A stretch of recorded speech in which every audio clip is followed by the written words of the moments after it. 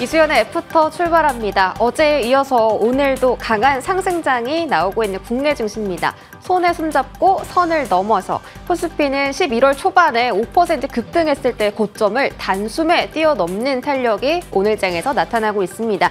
자, 일봉 흐름으로 코스피 확인하시죠.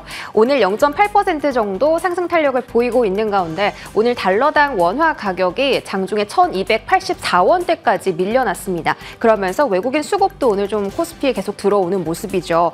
이때가 그 5% 급등했을 때 당시인데요. 그때 고점을 오늘 뛰어넘는 흐름이 연출이 됐습니다. 여기서 업사이드를 더 열어두고 봐야 될지 아니면 다시 한번 조정을 조금 걱정을 해야 되는 건지 전략도 한번 오늘 짚어보시고요. 코스닥 일봉도 함께 보시죠.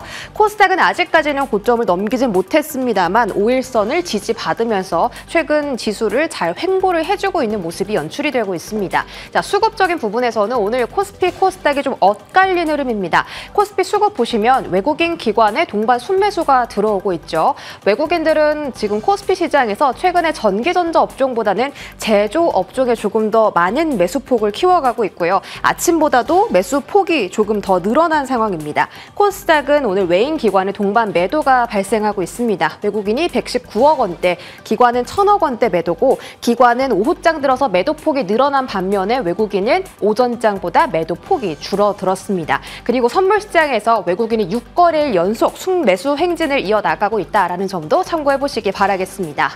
자, 오늘은 어떤 테마를 볼까요?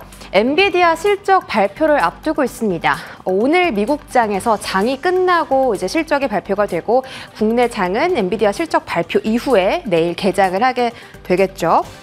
일신우일신이라고 앞서서 제목에서 나와 있었는데 날마다 새롭다라는 뜻입니다. 엔비디아가 504달러로 종가를 형성하면서 역사적 신고가를 경신을 했습니다.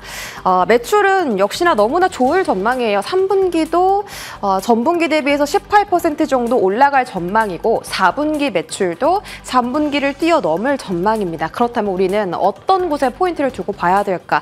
주가 상승 포인트와 타격 포인트를 나눠봤는데 애널리스트들의 말을 좀 참고를 해봤습니다. 일단 상승 포인트에서는 내년 하반기 실적 추세에 대한 가시성을 제공한다면 이라고 나와 있었고 타격 포인트에서는 2025년 전망치 그리고 2025년 데이터 센터 매출이 감소할 수 있다. 이런 대목들을 보시면 이번 분기나 다음 분기의 실적이 중요한 것이 아니라 내년 하반기부터 그 다음해인 2025년에 실적 가이던스가 엔비디아의 주가에 영향을 미칠 수 있다. 이렇게 해석을 해볼 수가 있겠죠. 그리고 또 플러스로 주가 상승 포인트는 내년 실적에서 중국의 영향이 적다고 평가가 나타난다면 이라고 이제 나와 있습니다. 지금 미국에서 대중 반도체 수출 제재가 심화되고 있기 때문에 엔비디아가 그쪽에서 타격을 받지 않는다는 점이 실제로 실적으로 드러난다면 엔비디아가 추가적으로 모멘텀을 더 가져갈 수 있다라는 해석이고요.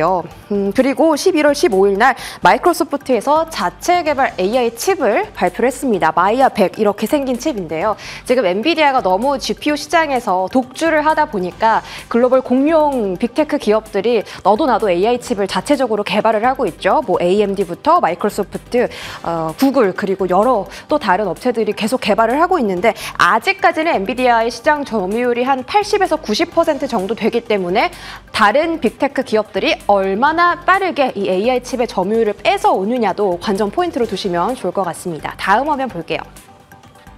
자, 반도체 이슈 지금 어떤 이야기들이 글로벌적으로 전해지고 있을까요? 첫 번째로는 미국 제재에 중국이 계속 맞서고 있다라는 겁니다. 레거시 칩 시장의 점유율이 급증하고 있다. 레거시는 직역을 하면 유산이라는 뜻이고 이제 기술적으로 넘어오면 낡은 하드웨어나 소프트웨어를 뜻하는데 저사양 칩이라고 해석을 할 수가 있겠죠. 지금 미국이 제재를 하는 건 고사양 칩에 대해서 제재를 하고 있기 때문에 중국이 저사양 칩 시장을 노리고 있습니다. 2022년에 점유율이 15%인데 이 속도대로 성장을 한다면 2025년에는 점유율 40%를 차지하면서 중국이 저사양 칩의 세계 1위 기업이 될 것이다라고 업계 관계자들은 분석을 하고 있습니다. 자, 미국은 지금 패키징 쪽에 조금 더 투자를 확대하려고 해요. 제가 2.5D, 3D 패키징 사업이 계속 성장이 가팔라지고 있다라고 일전에 설명을 드렸었는데 미국도 그 패키징의 중요성을 인식을 하면서 30억 달러 정도 지원을 했고 이쪽에서 나올 수 있는 국내 기업의 수혜, 모멘텀도 함께 체크해 보시면 좋겠네요. 자, 그리고 지금 윤 대통령이 영국 국빈을 방문을 했습니다. 그곳에서 AI와 반도체라는 키워드가 나왔기 때문에 이쪽에서 흘러나올 수 있는 이슈도 한번 확인해 보시고요. 자, ETF는 제가 지속적으로 말씀을 드렸었는데 AI 반도체, 그러니까 HBM 관련 ETF가 오늘 상장을 했습니다. 지금 종목 비율은 이렇게 되고요. 거의 다 HBM 장비 관련주라는 점, 수급이 지속이 될 수 있을지도 여부도 확인해 보시기 바라겠습니다. 자, 다음 한번 보겠습니다. 제가 반도체 장비나 HBM 관련 이야기 너무 많이 해드려서 오늘은 좀 어떤 이야기를 전해드릴까 하고 찾아봤는데 증권가에서 최근에 최선 호주 위주로 리포트를 낸 것들이 확인이 됐습니다. SK증권 탑픽 보시면 ISC랑 TFE 두 가지 있었는데요. 두 종목 다 소켓 종목입니다. 테스트 소켓 종목이고 ISC 같은 경우는 이제 실적이 올해 하반기부터 내년 상반기에 본격적으로 찍힐 전망이라고 해요. 최근에 그 반도체 종목들 실적이 생각보다 부진해서 실망 매물들이 좀 나왔었는데 그게 당연한 게 올해는 반도체 업황이 안 좋았었고 이제부터 턴어라운드가 시작되는 거기 때문에 실적은 내년도부터 찍힐 거다라고 이야기가 많이 들려오고 있죠. 자, TFE도 지금 후공정 테스트 부품, 뭐 소켓뿐만이 아니라 보드나 COK 같은 것도 전부 다 생산하고 있기 때문에 유일하게 턴키가 가능한 업체다라는 점 체크를 해보시고 앞서서 미국이 패키징 사업 확대한다고 했죠. TFE도 패키징 사업에 수혜를 얻을 수 있는 종목이다라고 증권가는 분석을 했습니다. 다올투자증권 쪽의 탑픽은 주성 엔지니어링과 STI입니다. 이쪽은 장비, 그리고 STI는 그 리플로우 장비 업체죠. 지금 계속 신규 고객들이 들어오고 있고 HBM 시장도 확대가 될 거기 때문에 이쪽에 대한 수혜는 계속 무시할 수 없다라는 이야기 나오고 있고 역시나 STI도 2024년 내년부터 매출 인식이 시작될 거다라고 이야기를 하고 있습니다.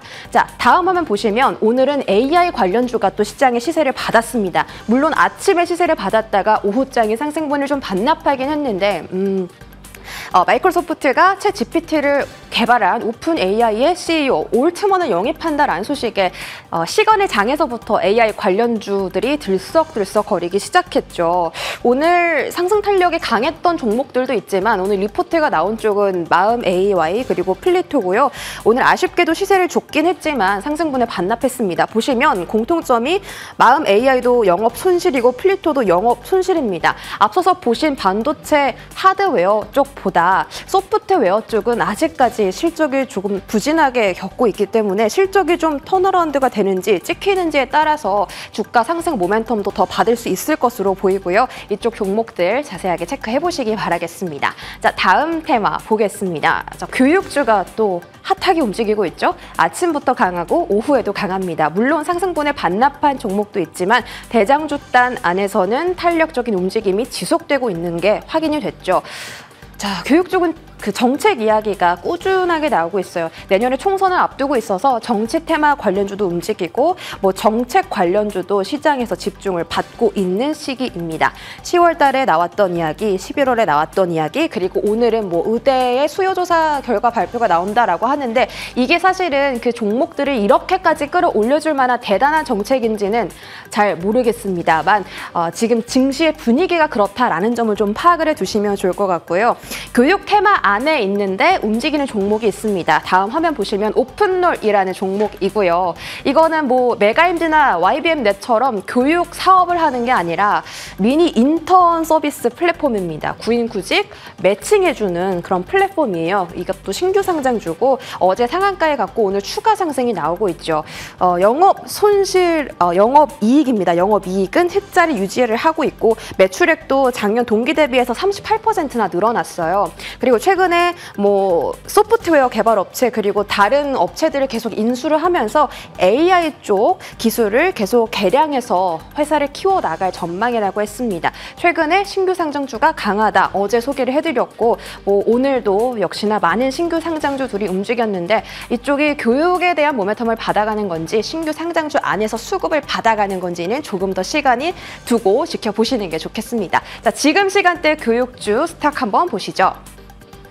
자, 말씀드렸던 대로 대장주단 안에서 탄력을 유지하고 있는 종목들도 있는 가운데 상승분을 많이 반납한 종목도 있습니다. 비상교육 같은 경우 오늘 장중에 상한가 도달한 걸로 알고 있는데 15% 정도 상승분을 반납했습니다. 현재 구간 14%의 상승률, 유비오는 13%대, 메가 MD도 상승분을 많이 반납했고 좀 전통적으로 많이 올랐던 종목들을 상승분을 반납한 데에 비해서 최근에 올라온 종목은 조금 더 탄력적인 시세를 유지해주고 있다. 수급적인 이슈가 될 수도 있겠네요. 이 부분도 자세하게 확인을 해보시길 바라겠습니다. 브리핑 여기까지 전해드리겠습니다.